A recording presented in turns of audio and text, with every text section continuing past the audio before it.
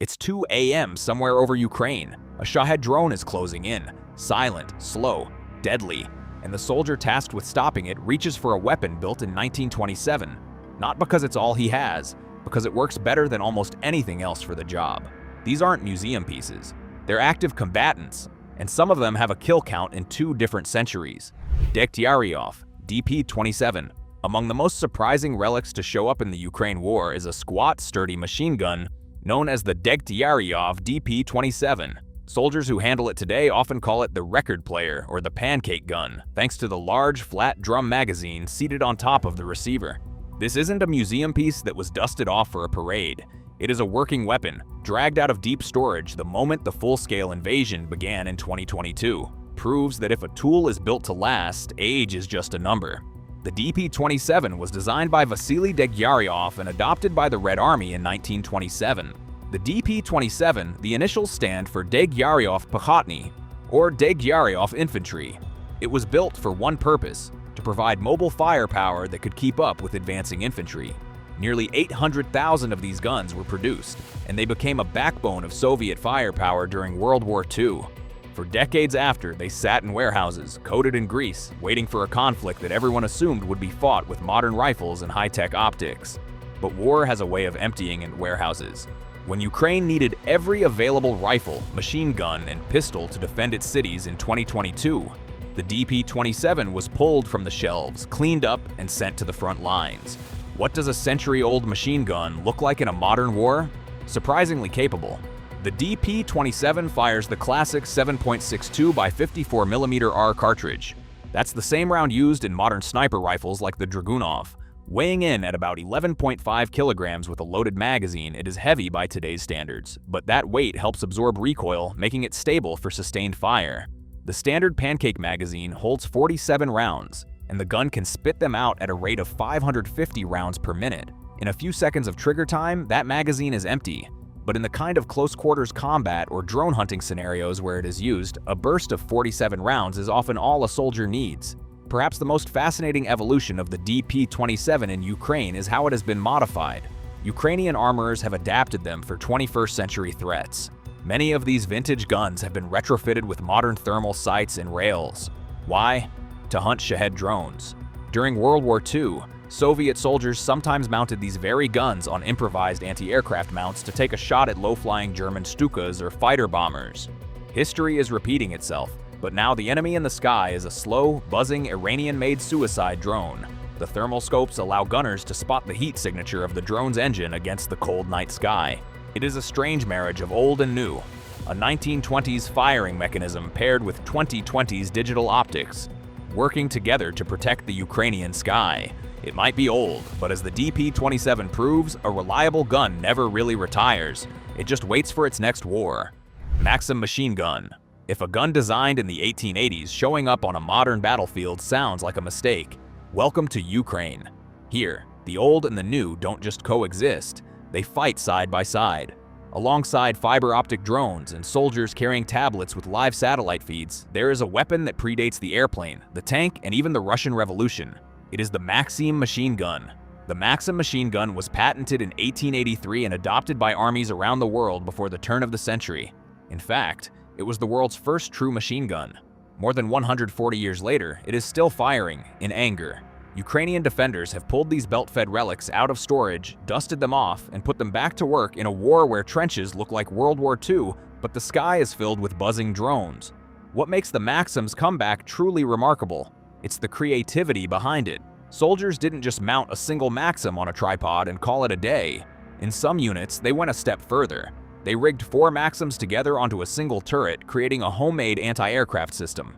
The logic is brutal and simple. A lone Maxim fires the heavy 7.62 by 54mm R cartridge at a rate of about 500 to 600 rounds per minute. 4 of them firing together put nearly 2,000 rounds a minute into the air. That kind of lead wall is devastating against slow-moving targets, like the Iranian-made Shahed drones that Russia uses to strike Ukrainian power grids and cities. This solution was born of necessity. High-tech anti-drone missiles are expensive and limited, but old machine guns and boxes of ammunition are not. This mix of old and strange tactics is everywhere in Ukraine. Early in the invasion, when armored vehicles were scarce, fighters turned civilian pickup trucks into technicals. They welded machine guns onto the back, a tactic that is straight out of 20th century conflicts in Africa and the Middle East.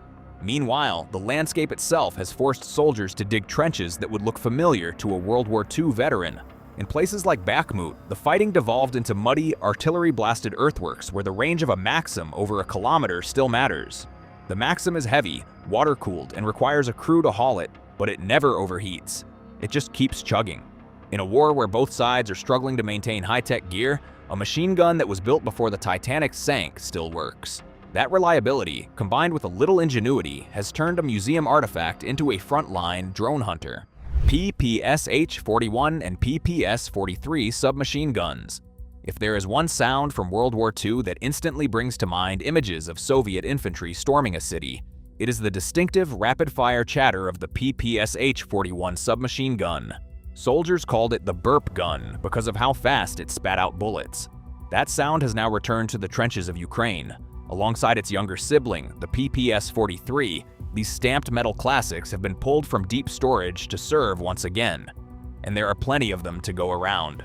As of 2011, the Ukrainian Ministry of Defense still had hundreds of thousands of these submachine guns sitting in warehouses. When the full-scale invasion began, those warehouses were opened, and the old workhorses were handed out to territorial defense forces, rear echelon troops, and anyone who needed a reliable close-range weapon.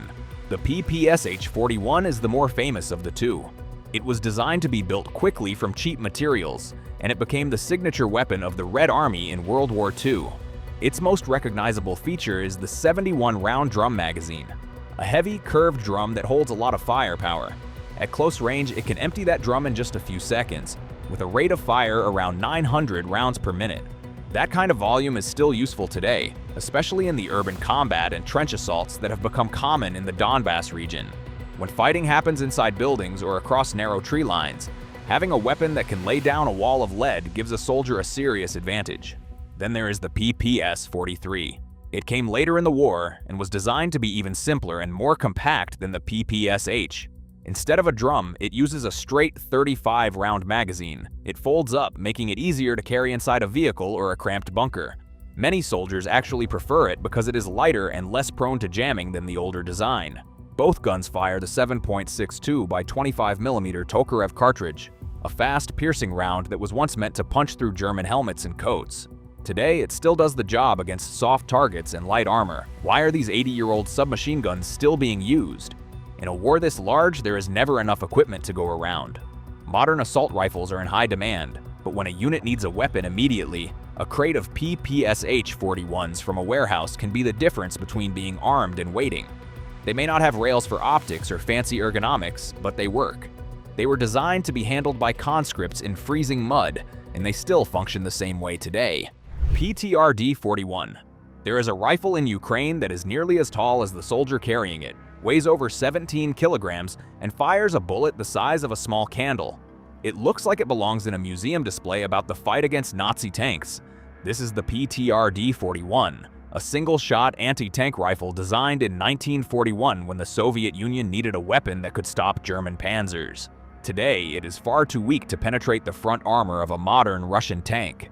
But that has not stopped it from finding a deadly new purpose in Ukraine.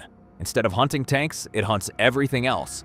Armored personnel carriers, supply trucks, machine gun nests, and even enemy soldiers hiding behind thick concrete walls.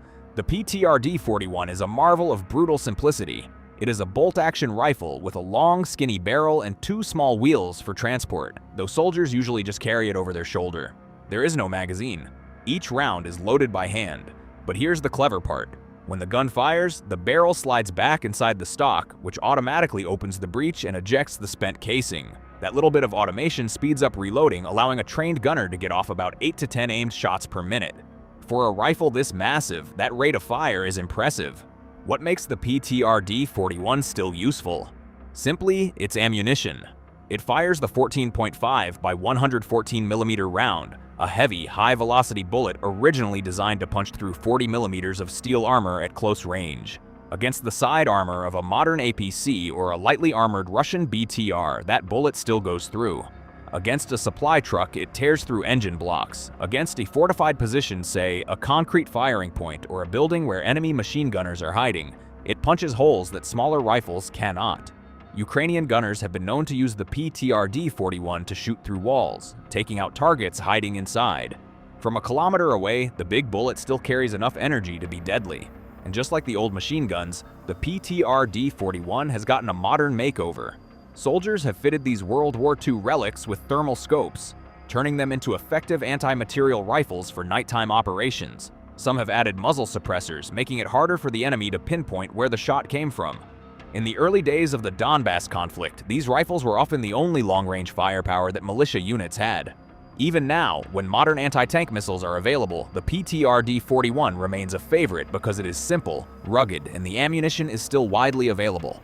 It may not be the hero it once was against German tanks, but in a war where light armor and hardened positions are everywhere, this 80-year-old giant has proven it still has a job to do. From the Degtyaryov's pancake drum to the PTRD's thundering single shot, these relics of World War II have proven their worth all over again in Ukraine. They are a reminder that in a war of necessity, a weapon that fires true, no matter its age, is always welcome on the front line.